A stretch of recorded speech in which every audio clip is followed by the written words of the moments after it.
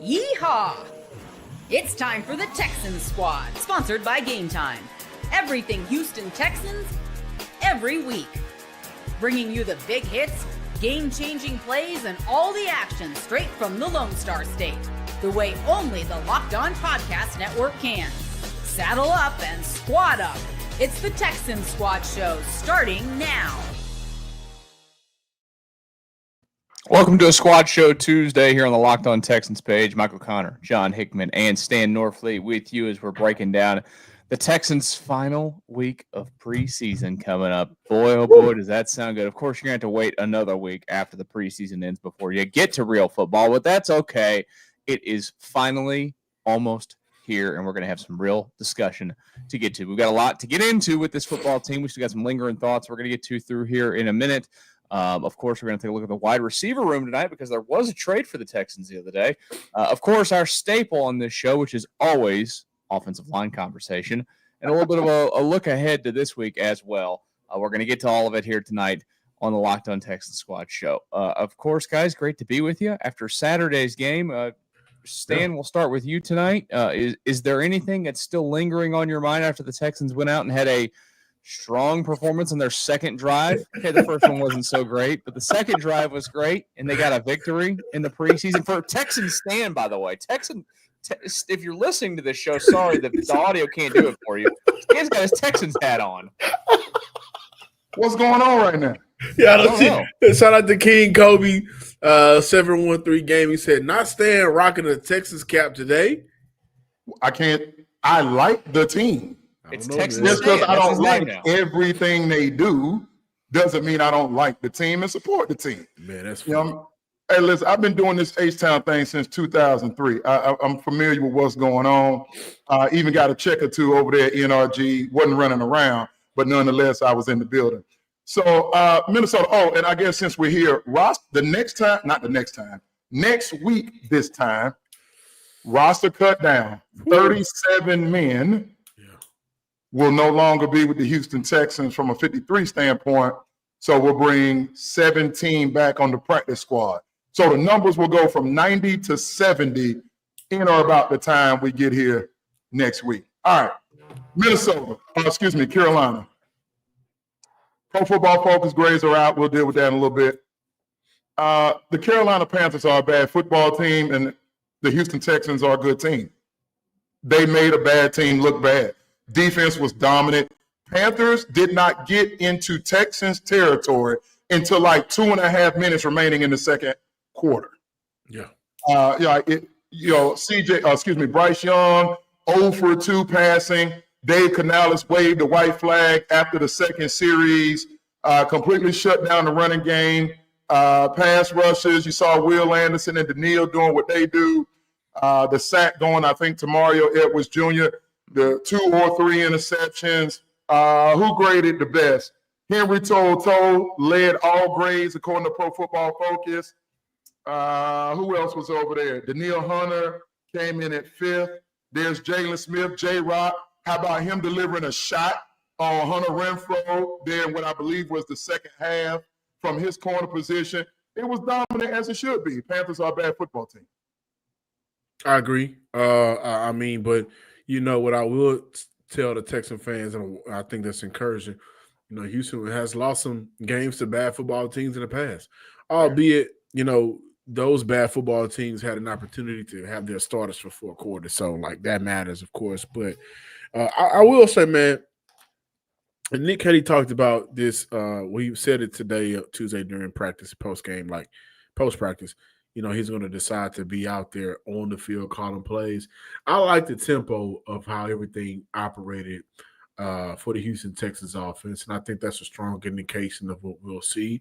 Again, just loving the fact that Nick Chubb and Woody Marks, when he has some good opportunities out there on the field, the run will set up the rest of the offense. And when the run sets up the rest of the offense and you have guys, Christian Kirk, Nico Collins, Jaden Higgins, all of those playmakers, we'll see them get involved. So I think that if there was any takeaway that should be had from a game against a bad team, and was an even worse team when the starters were not on the field, is that this guy has a clue And at times last year, Stan, you know this, it felt like the Texans offense didn't have a clue.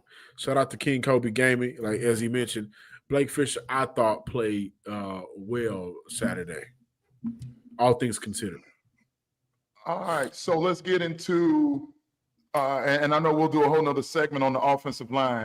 Guess who graded the highest of everybody on offense? On offense? Oh, probably my dog, Jaden Higgins. No, he graded the worst, actually. We'll talk about him in a segment, too. On the offensive line. Juice graded the best of everybody on offense Saturday. Juice. Now we know that these rankings are crap.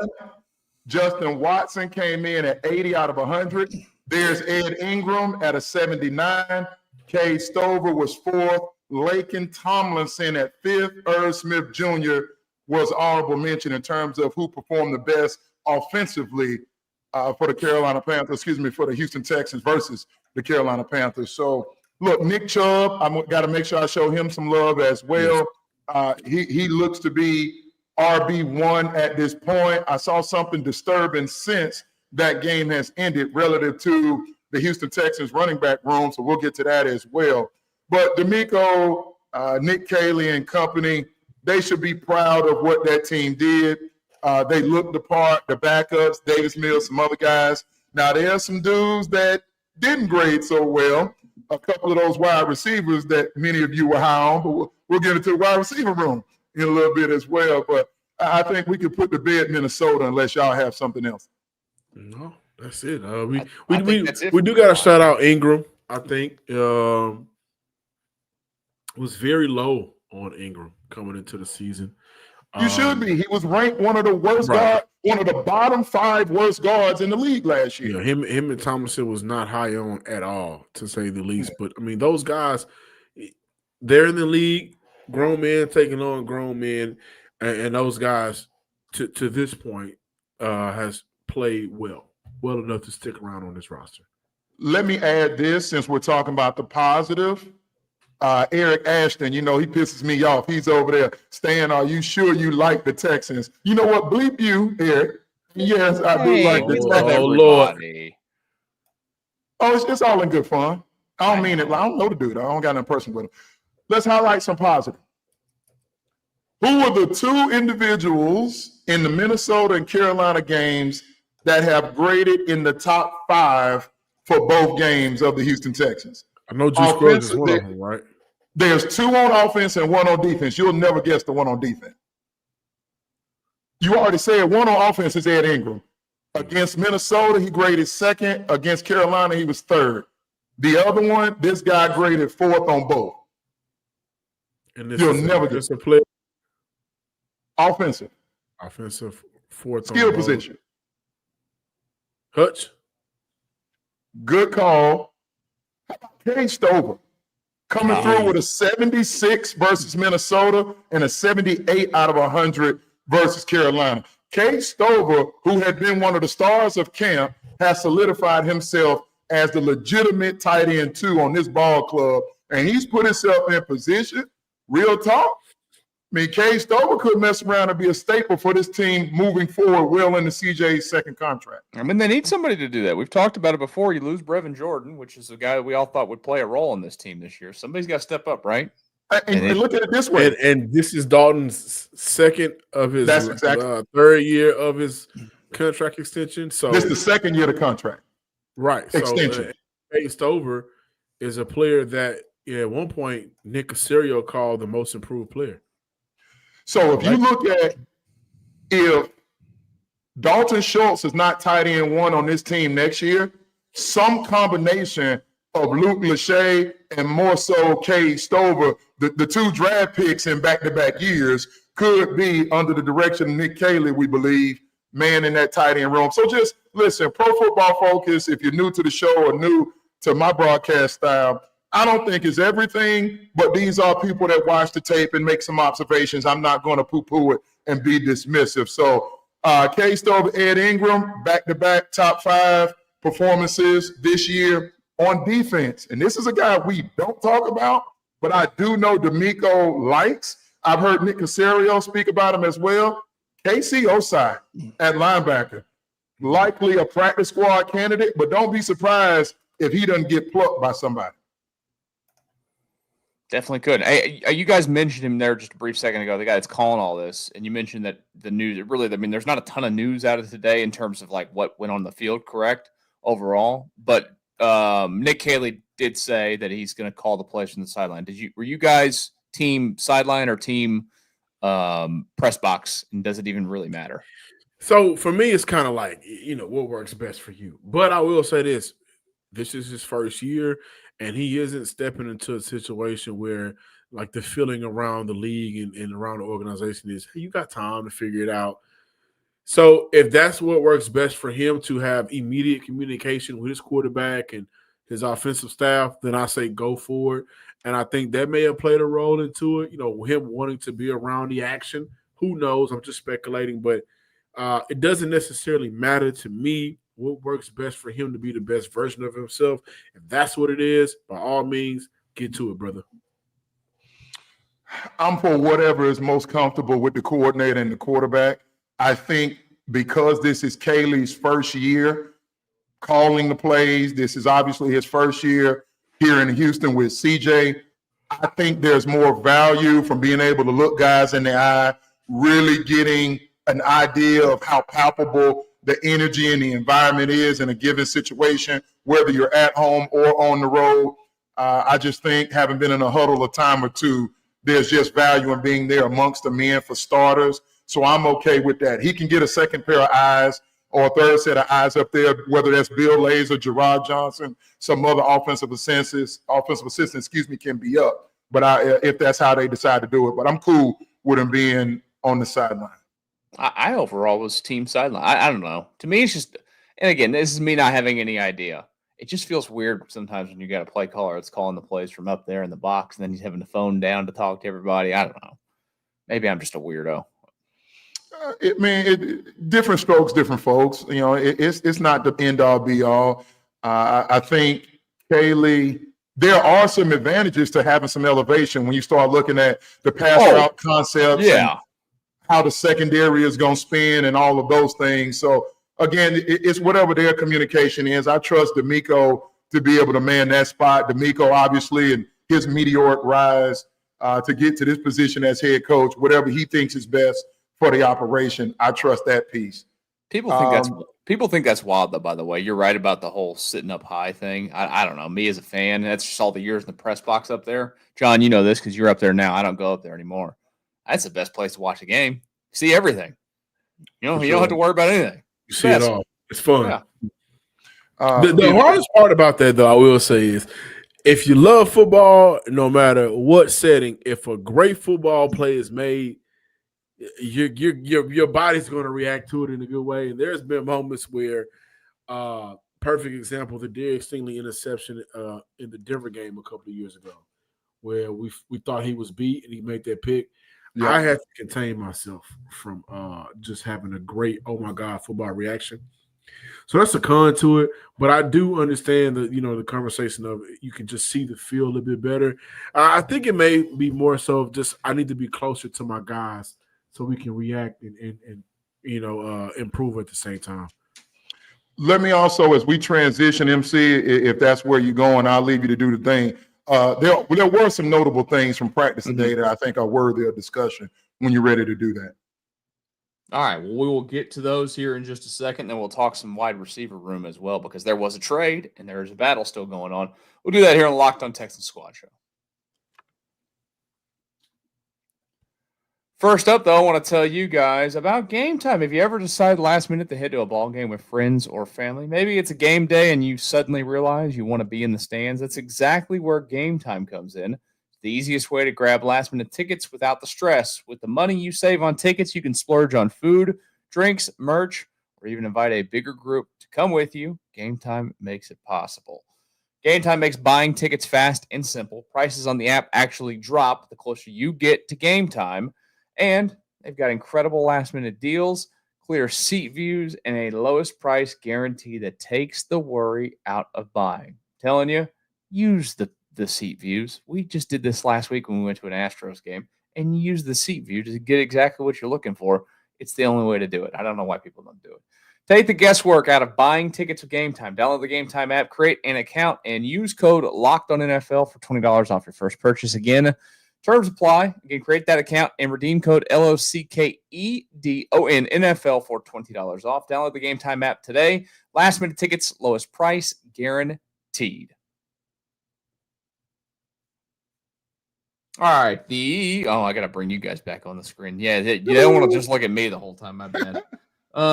This is the Locked On Texans Squad show. Michael Connor, that's John Hickman, that's Stan Norfleet. The practice today, we'll get in the wide receiver room here in just a moment. Practice, though, today, Stan, some things that you wanted to bring to the people. Yeah, let's start with the injury report.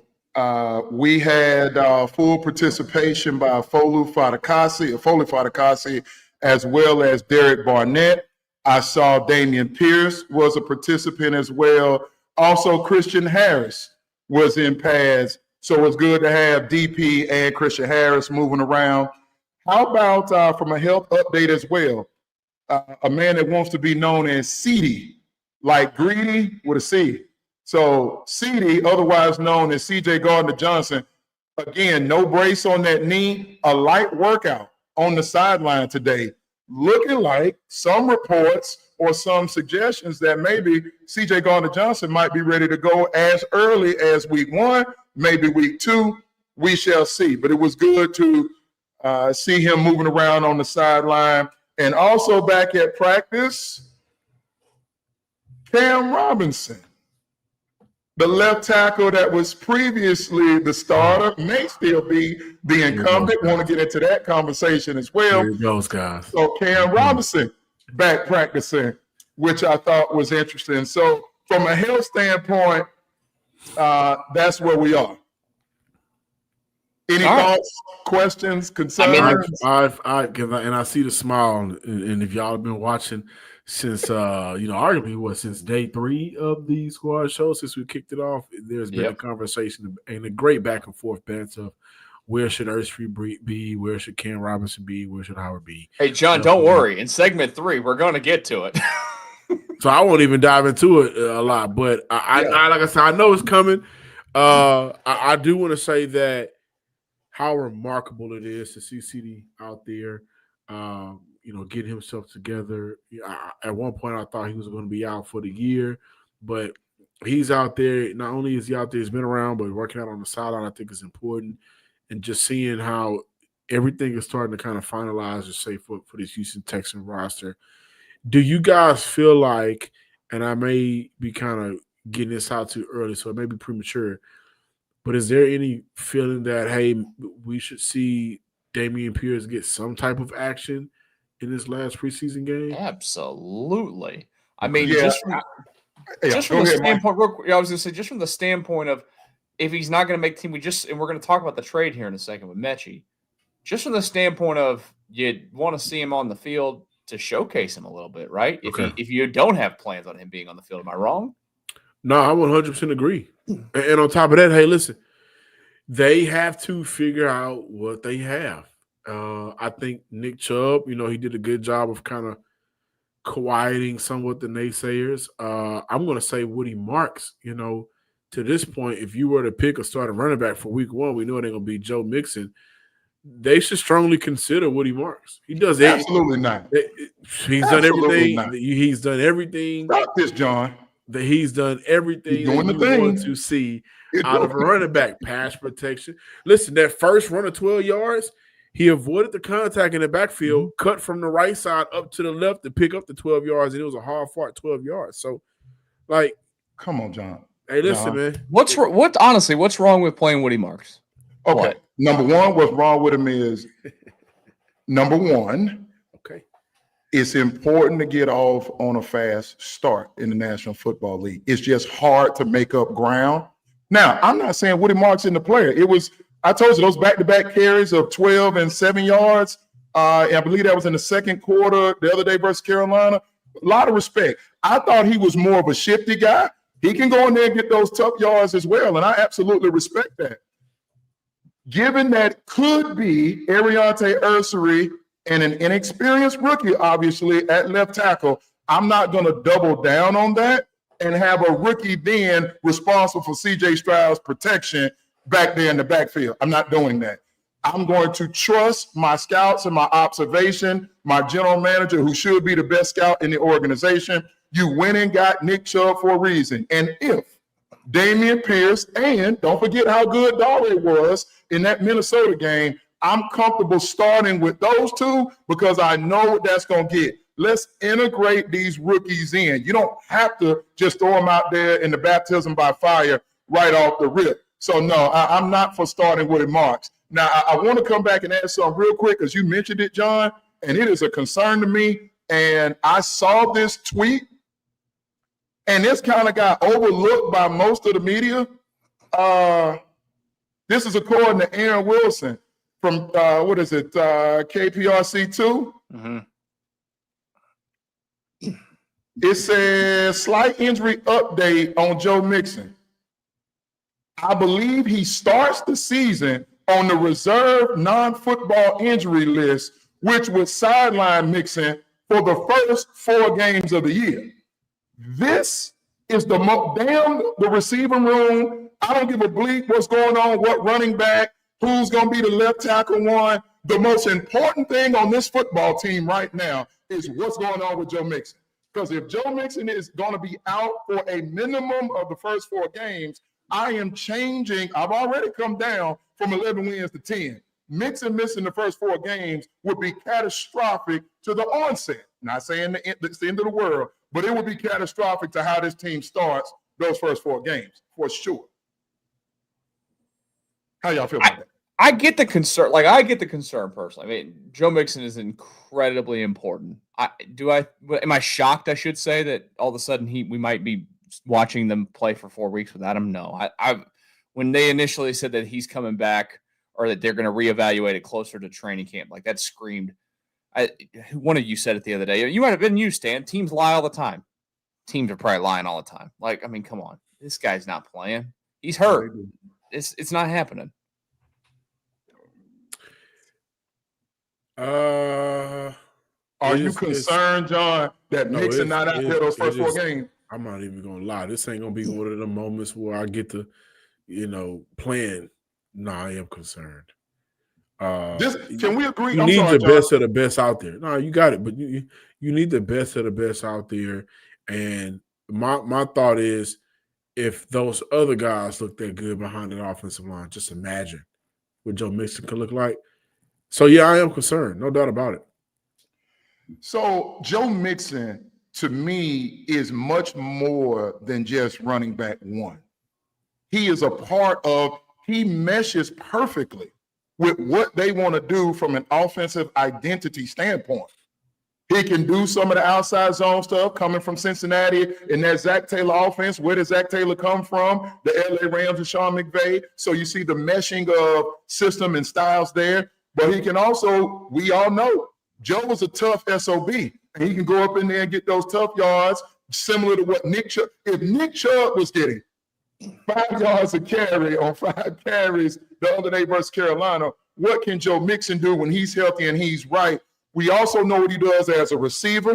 He's been excellent out of the backfield his entire career with that. And then don't forget the pass protection concept. Now, Nick Chubb has been awesome in pass pro in his career as well. So I just think from an identity, from an energy standpoint, not having Mixon, not just for 1 game, but potentially for 4 games, including 2 in the division versus I think that's the Colts in Jacksonville, that I'm just not going to poo-poo that aside. So just something to keep our eyes on as we work our way through this final week of the preseason as they go up to Detroit.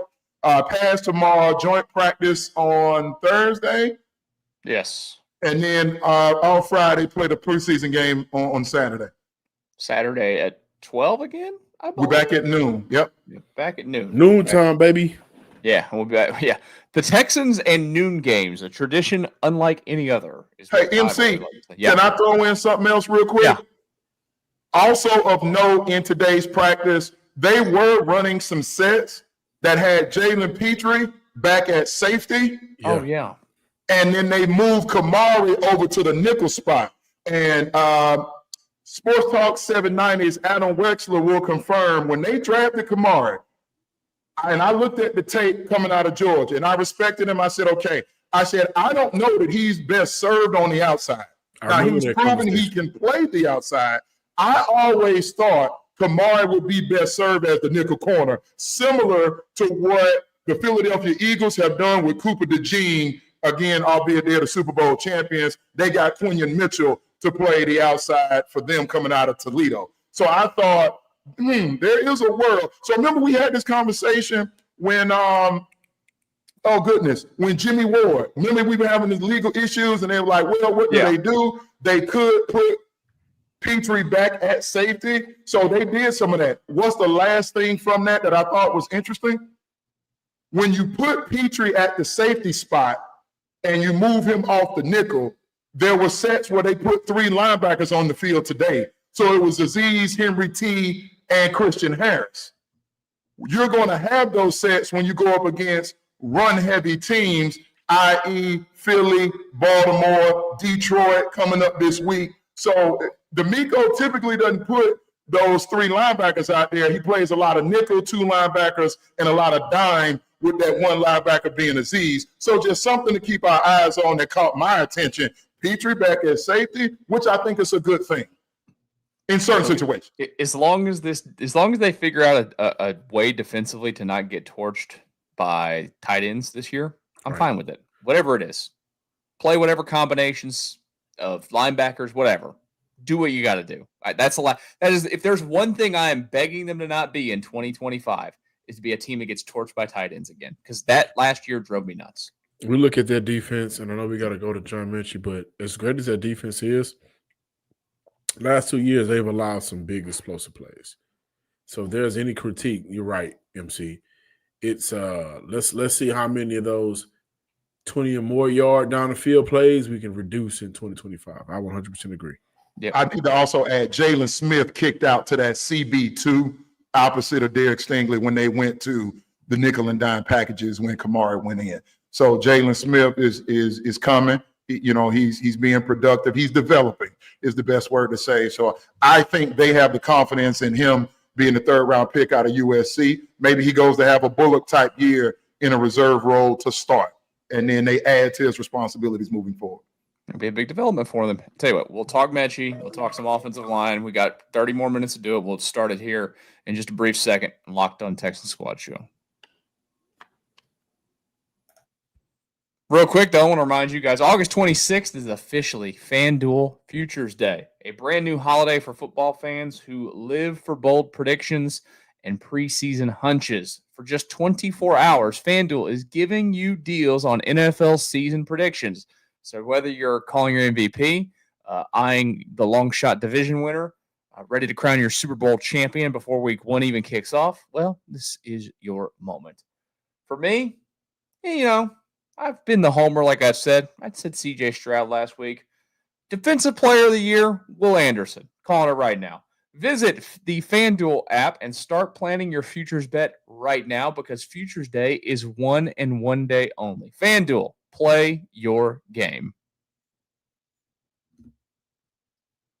I don't know if you guys like that or not, but I'm just going to go ahead and pick Will Anderson. Yeah, called your shot again. I heard that. I think I'm gonna pick a different Texan every week that I read that commercial. Really quick. Is Will Anderson Jr. the second best defensive or second best player on this roster? I started that conversation up a couple of days ago. Just want to Stan, I got your input. I loved it. MC, no, number 1. No, Will Anderson Jr. is not the second best player. That distinction goes to Nico Collins. And I would say it's Will or Stingley 1 and 2. Flip them however you want. And you ready for this? And I posted, and we should do this. I mentioned it to Michael in the pre-show meeting. We should do like our top 5 or 6 Texans. You're going to be surprised where I have CJ Stroud. And I still have Danielle Hunter rated ahead of Will Anderson Jr. Slightly, very slight. But then I have Nico ahead of both of them, Stingley at the top. For right now, based solely on 2024. It's good problems to have. Yeah, man. And speaking of Nico, he plays the wide receiver position. The Texans have gotten rid of a wide receiver that we have talked about quite a few times since we've done this show. Now, he flashed in game 1 of the preseason and then did not feature barely at all in game 2, that being John Mechie, the former second-round pick out of Alabama. Traded the Philadelphia Eagles. They basically swapped the picks back, right, that they'd already made in the trade before. So it is what it is. Caserio said he didn't even know when they were doing the deal that it happened to be those picks because Philly has like 4 fifth-rounders, so they just kind of picked one, and it happened to be their pick, the one that the Texans previously had. Yeah, coming right back. That's not. I guess that's okay. But what did we think about this? I think John, you were on the side maybe of Mechie was going to make the team. One of you was on the side of Mechie. Yeah, I had him making the team. Okay, you both had him making the team. But do we think that this was the right move for them? And are we confident in this receiving core moving forward based off of what we've seen? And then, of course, we'll let Stan set up what was out there today about it. Well, I think that before we get into the X's and O's of it, when I first saw the Mechie announcement, I put on social at Stan Sportsman, I'm proud of what D'Amico and Caserio have become. And we'll get to this when we talk offensive line in the next segment. But this is now in the same offseason. They moved on from a former top 15 pick in Kenyon Green, and they now moved on from a second-round pick that they moved up for in John Mechie, the third. So this tells me growth for both D'Amico and Caserio, and more so for Caserio because he's the one shopping for the groceries. This is new territory from him because it now sends a message that permeates throughout the rest of that locker room. Juice Scruggs, Blake Fisher, I don't care who you are, first or second rounders, I will move on from you if you are. No, it doesn't have to be contentious. It doesn't have to be beef, but I'm willing to do the business that is general managing. And D'Amico co-signing, and D'Amico showed me this as well when he was willing to move on from his homie, Bobby Slowick, after just 2 seasons. So you're starting to see, think about the championship head coaches and front offices, Howie Roseman and what they do in Philadelphia. Think about Harbaugh and what they do in Baltimore when Ozzie was there as well. The contract impasse with Eric DeCosta in Baltimore. Think about Brett Veach and Andy Reid be willing to let go of Tyreek Hill. To get to the precipice of what this industry represents, you have to be willing to do some very difficult things. Now, you don't have to be a bleep hole about it, but you do have to be willing to do it. So Slowick, Kenyon Green, Mechie, I like where this front office is going. I don't want to say if it was a good move or not. I think that'll be, yet to be seen. But saying I 100% agree with you. The 2022 class had some highs, but the lows were low. And I think Kenyon Green and John Mechie, albeit he came into the league with some unforeseen circumstances that held him and his potential back, I think it just didn't pan out for him in Houston. And D'Amico Ryan spoke about how much they love him. Good luck to him out there in Philly. If there's a team that he can possibly rejuvenate his career around, rejuvenate his career in, it'll be Philadelphia. I think it's a bad spot for him, personally. I know that he's got Alabama connections there, but, how's he getting the ball? They don't throw the ball a lot. How's he getting the ball? So I think A.J. Brown will be out for a couple of games to start the season. I think I read that somewhere, but – and you got to understand the connection he has with Jalen Hurts from their days in Tuscaloosa. That matters. And also, he could potentially end up being wide receiver 3 in Philly compared to being wide receiver 5 or 6 here in Houston. So he'll get some more targets. And with the preseason that he's had in coaching, not coaching, but training camp, he's a much better player than what we have seen in the past. For me, I thought he was going to make the roster for Houston simply because I thought he was one of the best 7. Now I look at it and I think to myself, does Houston even look at the 7? Is it a 6 with them leaving a roster spot open for maybe another position just in case if a player isn't ready, i.e. Joe Mixon, do they look to bring in another back or not, or however they maneuver that. But I think that, again, to echo Stan's point, we can't sit around and wait for some of these guys.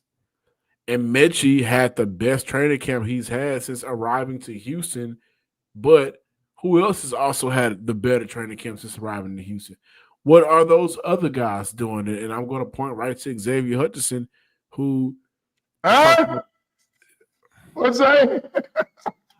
the Iowa State receiver. You said who was balling? The Iowa State receiver, the Big 12 receiver. Wide receiver Iowa State.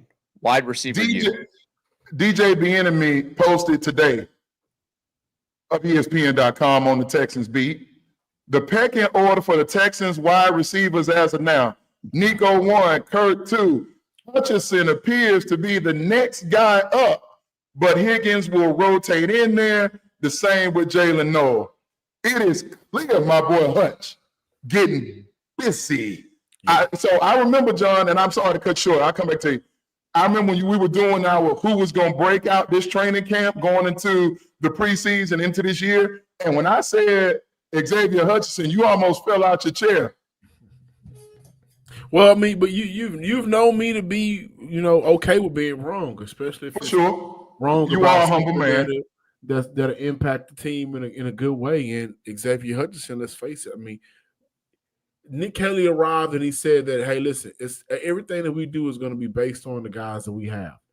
And we're going to look at what they are able to do, and we're going to maximize it essentially. In the past, I feel like Xavier Hutchinson was looked to be used like Nico Collins, and they are two different receivers. Height-wise, they're the same. Maybe weight-size, they're the same. But X can't do everything Nico can. But what he can do it well. Did he get those opportunities to do it as well as he could? No, he did not.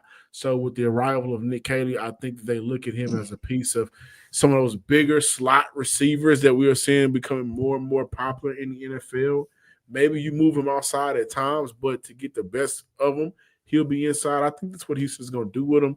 Was I shocked that Houston moved on from Mechie and kept Hutchinson? No, I wasn't shocked. I'm actually excited to see what Hutchinson can bring for this wide receiver room that has a lot of confidence in themselves right now. So you guys don't think that the two guys that they signed today, Cornell Powell or Juwan Winfrey, are going to make massive? No, those guys won't make the I was being sarcastic. Neither one of those guys will make the 53. But I do want to come back to Hutch and really, what have we seen Hutch do? Hutch shows up on special teams, right? What does Justin Watson do? Special teams. Justin Watson shows up on special teams. He right now is the 7th wide receiver because I believe Braxton Berrios has solidified his position as the returner if they keep 7. So right now the question is, and this is what I keep asking myself, if you cut Justin Watson, no one's trading you for Justin Watson. So what have you seen from Justin Watson as a receiver that was better than John Mechie III? This wasn't about that. That was about special teams. And so many people said they felt like they were featuring Mechie in the Minnesota game. And I even said when the three of us plus former Texan Wade Smith did the post-game show on Saturday, I wish Mech had made just another play, and maybe it just extends this decision another week, which buys Mech more time to stay here in Houston, which is where we know he wants to be. The other thing and the last thing for me on the Mechie trade, okay, you chose Watson because of the special teams, Berrios special teams. Hutch has been the better receiver thus far. Yeah. And I don't think he's been a better receiver in camp, honestly. Hutch has been a better receiver than Mechie in camp, for sure. I disagree. Now, everybody else may not. From what I've seen, I disagree. But hold on, John. Casario and D'Amico have told us Hutch is the better receiver because he still has a jersey over off Kirby and Mechie does not. How much of Mechie being gone, though, is that it's a little bit of a redundancy have a guy that's so similar in Christian Kirk? Do you need two guys of similar build? They have to. Jalen Noel is Christian Kirk reincarnated. I'm saying, so why do they need Mechie? They don't need three of the same guy. They're going to keep Braxton Berrios too. You took him in the second round. But what does that matter now? It always matters. It doesn't matter anymore. It's been how many years now? 3-4 years? You give a player, and this is the former personnel man, having worked for 3 NFL teams, not for y'all, but just those that may want to know, be new to the program. I've done this thing for a little bit, still learning, but my experience tells me general managers don't want to be wrong, especially about high draft selections. It's unfortunate what happened with John Mechie's cancer diagnosis. He beat it. They gave him even a longer rope, if you will, and an opportunity to prove himself. But let's not poo-poo a second-round pick no longer in your building before he gets a second contract. That's no small deal. He's not the first. It happens every year. There's guys that last 1 year as second-round picks with teams. No, they don't. No, they don't. Yeah, there's somebody that just recently got moved that was a second-round pick. Listen, in the last year. Michael, trust me. If you go look at the drafting of first and second-round picks, those guys last 2 and 3 seasons. Now, are there some outliers? Of course there are. There are outliers in life, period, where you get guys that got off the field things, scheme fit things. Hell, there have been first rounders that you get in rookie minicamp, you get in mandatory minicamp, and you know immediately we missed on this dude. That happens. But the politics of the NFL mandate that if general managers want to keep their job, you keep those guys around long enough to prove that it just isn't going to work. Now, it just so happened that Howie Roseman in Philly was willing to do this deal, and what they got back, we probably should state that they got back Harrison Bryant, a tight end, more of a receiving threat, but has a better run blocking grade, according to Pro Football Focus. Does Harrison Bryant out of Florida Atlantic? He has a better run blocking grade at the tight end spots than Dalton Schultz and Cade Stover a year ago. So I think this was about, hey, it's tight in that wide receiver space, but we really need to upgrade this tight end room. It's tight. I think that Harrison Bryant is a good addition.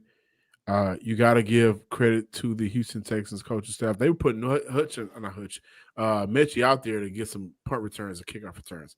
They tried everything that they could to give him an opportunity, and it just seems as though like Braxton Berrios just kind of outshined him in his role and when he was out there on the field. I see the comments, Hutch over Hutchinson over Mechie, I'm going based off of what I've seen, and Mechie's ability to get open and stay open, I think was, better than Hutchinson. But at this point, I do see Houston saying, we're going to roll with 6. We're going to pick a guy or 2 that we trust to be on our practice squad. And they've talked about Hutchinson in a way that seemed like it was inevitable for them to move on from Mechie, because Hutchinson has been a reliable piece for them throughout training camp. And I think this is a great opportunity in time for Xavier Hutchinson, who is on his last year of his rookie deal. So this is a great opportunity for him. He has the NFL experience over the 2 rookies, albeit they all 3 come from Iowa State. He has experience. He has the chemistry with C.J. Stroud, and I also believe he's in a better position play-wise in what he's asked to do. And you mentioned special teams, which matters. So did they get it right? Did they get it wrong? Who knows? And at this point, it doesn't matter. What does matter is moving forward. Hutchinson, you have a unique opportunity here to set yourself apart from the two young guys who, when they get the ball, when they do start to get those snaps, I think it'll be hard for Houston to pull them off the field. The last thing for me on this, if I could, MC, I know you need to get to the break. The last thing for me is when you look at that wide receiver room, Nico has missed games every year. Christian Kirk has missed games, a lot of them, the last 2 years. When you start getting late in the year, you're going to need a guy like Braxton Berrios coming off of ACL. Can that hold up when it gets cold late in the year? I thought that they would hold on to Mitch just to have somebody that they know, they like, they trust. If some of those guys in that wide receiver room start to get hurt, it's clear in keeping Justin Watson and his championship experience coming from Kansas City, they chose experience and special teams over, and whatever Watson can be, they chose that over, quite frankly, liking Mitch and whatever Mitch's upside is. So that's the last thing for me on that. We'll see how it goes for him in Philadelphia. this season, but the Texans are taking a little bit of a gamble there. We'll see if it works out for them as well. Let's talk a little bit offensive line, and we'll take a quick look ahead to the final preseason game against the Lions as well. We'll do that here in a brief second. Locked On Texans Squad Show. Squad Show continues. Michael Connor, Stan Norfleet, and John Hickman. We appreciate y'all for joining us here tonight on a Tuesday. We, of course, will be live with you again after the game ends on Saturday when they play the Detroit Lions to finish up the preseason. Then we'll be with you next week, Tuesday, Friday, because there is no game next week. And then the following week, Tuesday, Sunday. It'll basically be a Tuesday, Sunday, and then, when they mix in the national television games throughout the year as well. And, of course, if you've not watched us with one of those post-game shows, Wade Smith, former Texans lineman, joins us for those shows as well. All right, speaking of the offensive line, things are going to be interesting. We have no idea on how this is going to play out. We all have our own opinions on it, but Cam Robinson's back practicing. It sounds like it's been more with the twos than with the ones, but there has been some mix-in with the ones. How do we think this is all going to shake out in this final week of the preseason? I'll start this one. Twos and threes. Look, the conversation that's happening right now, and Ariante Ursery is off to a fantastic start. There's no disputing that. I like him as a prospect. We all know the Texans considered moving up to grabbing him in the bottom of the first round. They chose to get value. He falls to them at pick 48. He, as I said to my boy John, I said that to you too, MC. He's a left tackle. Leave him there, right? Okay, cool. Now, Cam Robinson, who was dealing with a lower leg injury of some sort, has practiced the last couple days. I remind you that Cam Robinson has started 105 games, including a handful of those in the postseason. He's an 8-year vet, but he's still just 29 years old. There's a reason they moved on from Laremy Tunsil, did Nick Caserio and D'Amico, and agreed to guarantee him $12 million to come here to Houston. We got to this at the end of our show, the post-game show the other day. What I think they should do, given who the opponent is in week one, and given where the state of the franchise is and the expectations this year, and the fact that that's a franchise quarterback there who got hit a lot last year and fell into some bad habits, there is no substitute for experience. And if the production has been comparable through this camp, the upside with Ursery is undeniable. But the experience going up against Sean McVay and that staff and that D-line over there with Fisk and Burst and Kobe Turner and Bryant on that defensive line, we cannot afford for Ursery to be learning on the job and mess around and the CJ's forehead be the first thing that hits the ground, and now CJ Stroud is lost. Last thing on that, some people will say, I got into it with my man Blaze on Twitter. He said, well, Stan, Cam Robinson can be beat at left tackle as well, and CJ could get knocked out. I said, but yeah, I'm willing to bet and risk. No one, including the McNair family, is going to be mad if Cam Robinson is out there and he happens to get beat. A, you paid him. B, he's got the experience. If you roll Ursery out there and he has a bad play versus Jared Verse, and this thing gets ugly, and here comes Josh Hines-Allen, and here comes some of these other pass rushers, what's wrong with bringing Ursery along slowly? I think they should start Cam Robinson at the left tackle week one. But do you think that's what's going to happen? Yes. And I'm going to tell you why, last thing, because you asked.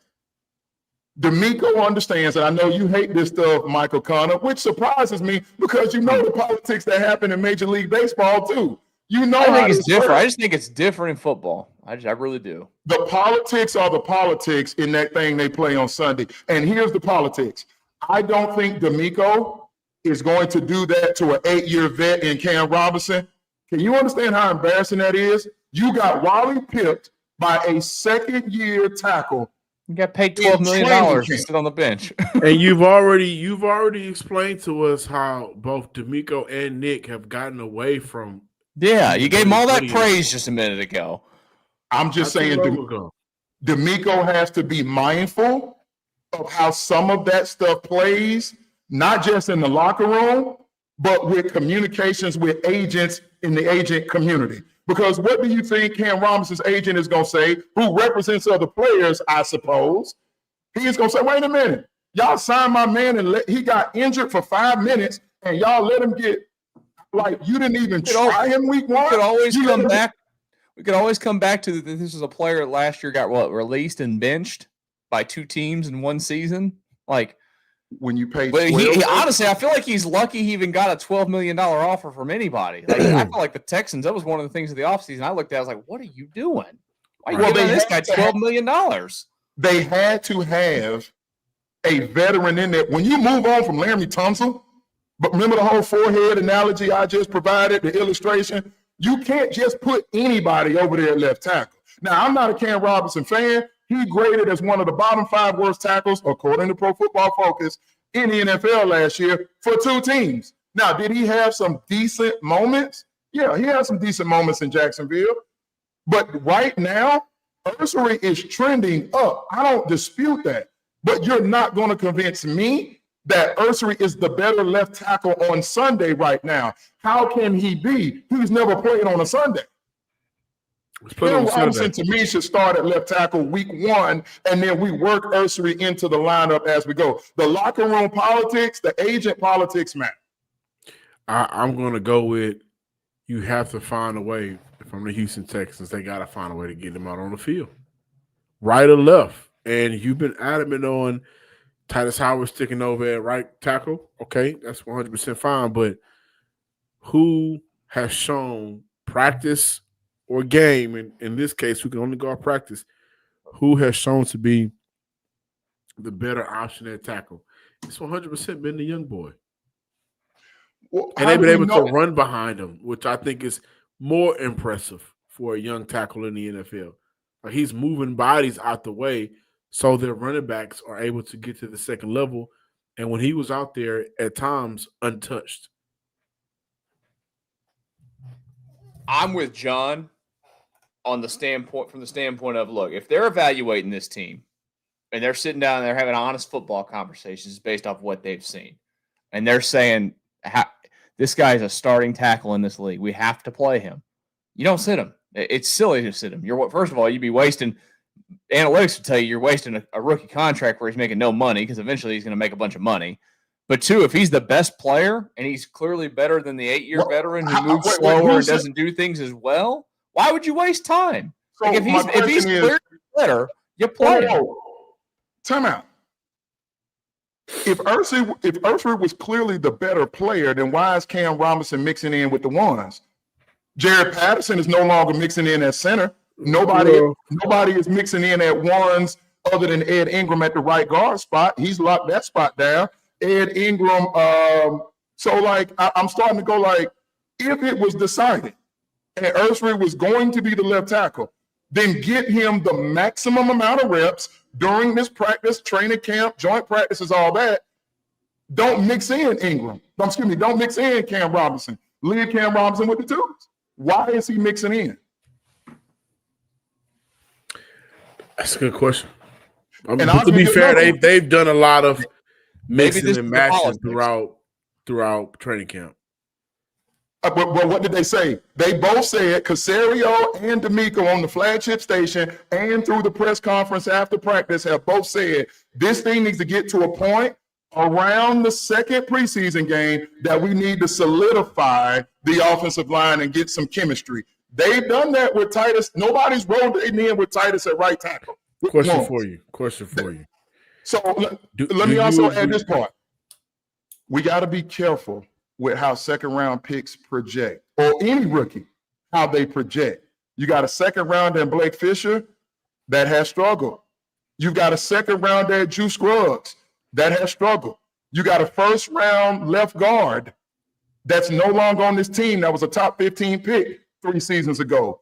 What's wrong with working guys in slowly and letting them build some confidence on the way? The difference, I will say, is all 3 of those guys had to deal with a coach that was in or out or just flat out bad, and Chris Strausser. Ursery didn't come into the league with that issue. But Do you agree that this offense absolutely, especially without Joe Mixon, so they're going to need to create a push? Do you agree that offense needs to be able to run the ball? Yes. Has Ursary not shown us that not only will you get preseason game, I get it, bad defensive lines, I get it, but zero pressure, zero quarterback hits, zero everything, and also he can go out there and wash a D lineman down the line of scrimmage or get to the second level to create rushing lanes. Like that matters. And I think for a team that understands we do not have the talent across the board on the offensive side of the ball to consistently overcome long down situations, this young man over here at left or right has allowed for us to be able to run the ball behind him. That is why, regardless of the $12 million and what he's able to make up to, why I'm rolling with Ursary is because I am seeing him not only protect the quarterback, but also you can run behind him for some good yardage. And if they're not able to do that, then I worry about what the offense will look like, especially considering we don't know what Joe Mixon is going to come back. He is the great eraser of bad offensive lines. Been doing it for the past 4 to 5 seasons. But they got to make not only the running back's job easier, but also C.J. Stroud's job easier. And Ursary has been that player for them out there at tackle. So I'm looking at who is this guy? Olabozipo over here in the comments is not a fan of my commentary. Listen, I just have a very informed opinion given my experience as a scout, as a player, been covering NFL teams for the last 15 years. That's what I offer to this program. Take it or leave it. I don't get my emotions too involved in it because I don't think it's fair to evaluate when you're all emotional. First rule of scouting, write what the tape shows you. And then there are other factors like off the field stuff, agents, politics within an NFL locker room and organization. These are the reasons why I'm blessed and fortunate enough to be on this program. I just come back to this and ask, and John, I'm not refuting anything that you just said from what Ursary has done when he's been out there. Unfortunately, we have not seen Cam Robinson be healthy enough. Like they aren't putting Cam Robinson out there in preseason games. He's not going to play on Saturday. So then D'Amico must ask himself, by the time we get to week 1, on that Sunday afternoon, do I believe that Ursary gives this team the best chance to win? And essentially, am I going to allow Ursary to Wally Pipp Cam? Because there's a different effect. If you start Cam and bench him, he got benched last year, he's used to it, and you put in Ursary can see, Ursary has never seen the tempo of a football game in his life that he's going to see week 1 at SoFi Stadium. So in other words, you can bench Cam and implement Ursary. But if Ursary struggles and you have to pull him out and you put Cam in, we've seen players mentally, emotionally, physically not be able to get back in the saddle. So you got to be very mindful about when and how you bring a young player up or take them down. That's why D'Amico and Caserio make the money that they make. And again, and I will agree with the Olasipo guy, and I'm not sure how to pronounce his name, forgive me. D'Amico has more information than I do. But I've seen this game long enough that I can tell you the points that I'm bringing to this conversation have merit, and I'm interested to see what they're going to do. If you ask me today, I think week 1, D'Amico, if healthy, will put Cam Robinson out there at left. Now, will Ursary be back over there right, John? Maybe. But if Cam Robinson's healthy, they'll put him at left. My guess, this is just my prediction today, and you guys can give yours real quick, too, before we get our final few thoughts in here. Starting offensive line is literally what they rolled out today. Ursary at left, Tomlinson at the left guard position, Andrews at center, Ingram at the right guard, and then Howard at the right tackle. Where are you guys at? I can see that, but if they go with Cam Robinson, then that means they're going to slide Howard back down inside and put Ursary back at right. Unless they agree with what I just said. In principle, let's bring Ursary along slower. Ursary's not a better right tackle than Titus. We all know that. So if they agree that Cam is the best left for now and Titus is the best right tackle for now, Ed Ingram has been grading out well in both preseason games. Ed Ingram wasn't great last year, but thus far, he's been the best right guard for this team. So leave him at right guard, let Titus play right tackle, and leave Cam over there at left tackle. It's just we won't know. Again, I'm just spouting off based on the information and data that we have. MC, I've been wrong before. Now with these Texans, I just happen to be more right than I am. Yeah, I've been wrong a lot too. I'm just over here guessing. That's just me, you know. It's like when I'm guessing who's gonna, win whatever. All right, this weekend, let's get our final few thoughts in here. This weekend, they're taking on the Lions. Do you think, Stan, we're seeing anybody of impact for the Texans in 2025? Actually, that's probably unfair because there's always going to be guys in there that impact, but like any significant players playing this weekend? Significant as in starters? Starters, sure, because we've already seen some teams are they're rolling with starters this weekend. It's weird. Like, it's so odd to me how the NFL preseason is. It's transitioning right now, right? Because we're seeing teams go back to playing guys. We saw some teams do it early, and we saw some teams not do it early. And now we're seeing some teams that are going to do it this week as their dress rehearsal. So you don't think they're playing anybody that's a starter? I don't. Now, I mean, you're going to see this week is going to be for the Braxton Berrios.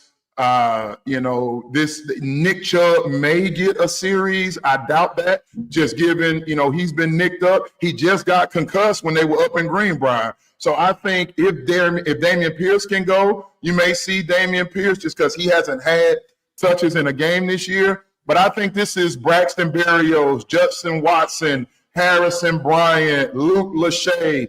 This is Blake Fisher, who, by the way, Blake Fisher has been better. 15 dropbacks versus Minnesota. He did not allow a single pressure, according to Next Gen Stats. The Texans, as a team, only allowed one pressure with that starting unit the first 3 series. So I just think this is going to be a bunch of backups. I don't think there'll be anybody. The EJ Speeds are going to go out there. I don't think any of the starters are going to go on either side of the ball. John, do you think starters are playing at all this weekend? No, Blake Fisher, I don't know if you mentioned it, got sniped out. Rode his ankle a little bit in the last game, so I'm not sure if they'll see him. We'll see him out on the field. I personally would like to see Dameon Pierce and Jordan get some burn, but he's not a starter, of course. I don't think we're going to see no starters. Listen, I don't think you're going to see Davis Mills before a series. This is going to be honestly, there's no. If you're not playing starters, there's no reason to play Davis Mills. Honestly, he's probably the best backup in the NFL. One of them. I mean, it's the truth though. He's definitely top 5 in the league, probably backup. How about real quick, since we on backup quarterbacks in the division, were y'all surprised the Colts went with Daniel Jones instead of AR-15? That was a writing on the wall the whole time. Okay. What sucks is they're doing it to him now in his 3rd year. And didn't allow for him to have this process when he first came into the NFL. You know why they're doing it though now in part is because Ballard is under pressure there. I mean, like if he doesn't move on, he doesn't have a good year this year.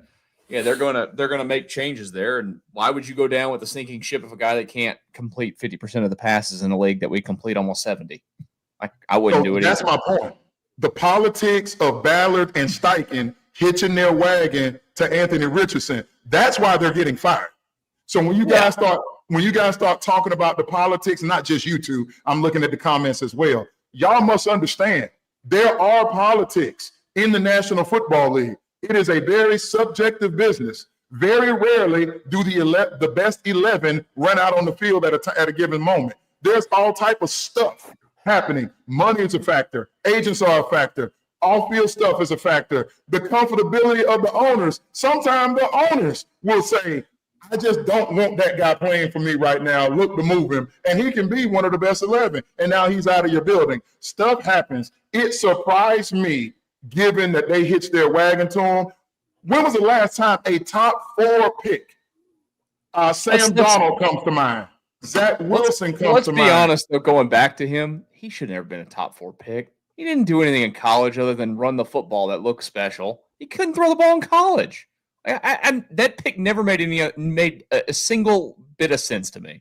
He was not a first-round talent. If you look at the tape, he is absolutely a first-round talent. If you look at the upside, if he would have hit, and from what the reports are in Indy, is that Anthony Richardson is having a tough time. And it was emblematic on that play where he got his pinky dislocated. He didn't even understand that he had 2 hot routes off of the blitz that was coming to his front side.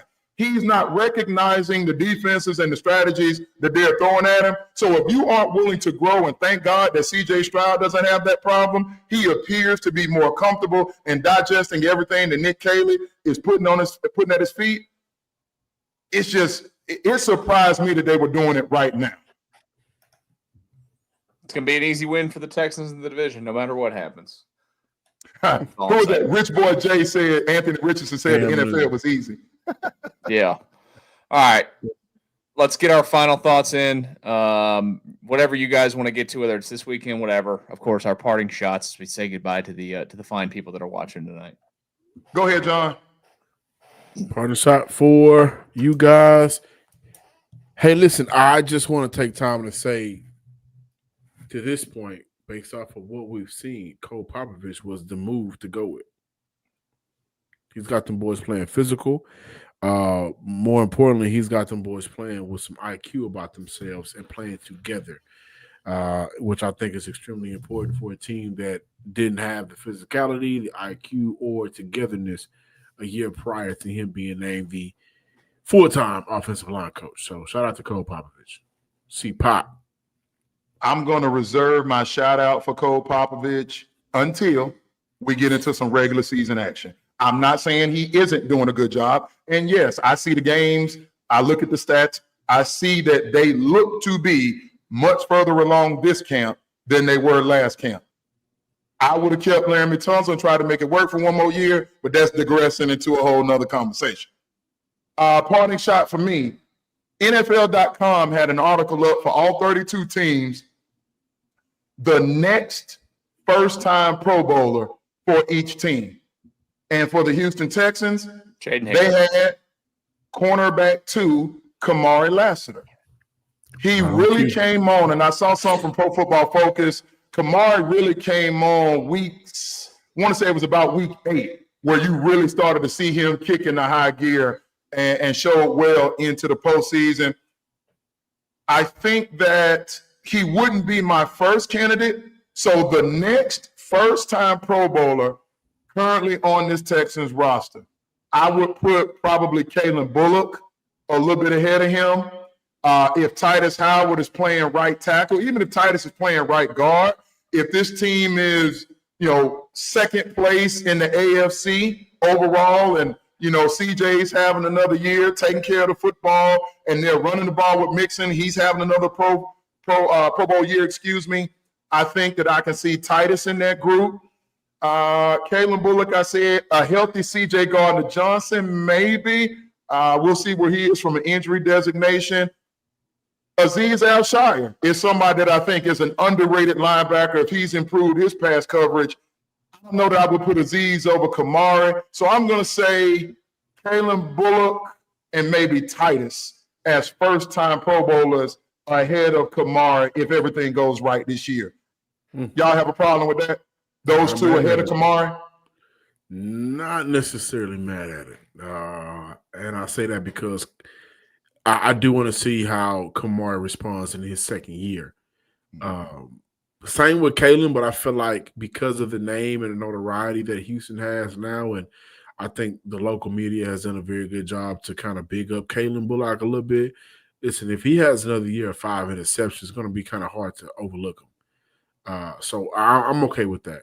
Though I think the word of Kamari Lassiter as an outside quarterback. I think with the defensive line, I just think the ball is going to be coming out so quickly over the course of a season. I think Kalen's just going to have more opportunities to make plays on the ball. Roman is that middle of the field, free safety, if you will. So I think in his second year, reminding you all that he was NFL All-Rookie defensive team last year, Kamari did not make that distinction. I just think Kalen's going to have more opportunities, whereas Kamari is more limited to one side or the other. But who knows? We'll see. Maybe a good thing for the Texans. I will give my parting shot tonight, and it's just an amended one real quick. I would like to thank my dog, Bear, who just decided to come here. We've all been sniped on this show eventually. Like Stan used to get sniped at the beginning of it. John's got sniped a few times tonight. My dog just decided to come in here and snipe my light for my room that, lights my face. So I just wanted to say shout out to Bear for coming in and knocking out the light right at the end of the show. We'll be back Saturday, of course, after Texans and Lions. Hopefully we'll have good things to talk about. Nothing crazy. If starters play, maybe starters will play. Who knows? We'll find out. Wade Smith will join us as well. We hope you guys have a great rest of your Tuesday night. We will talk again Saturday after the Texans and Lions on the Locked On Texans Squad Show.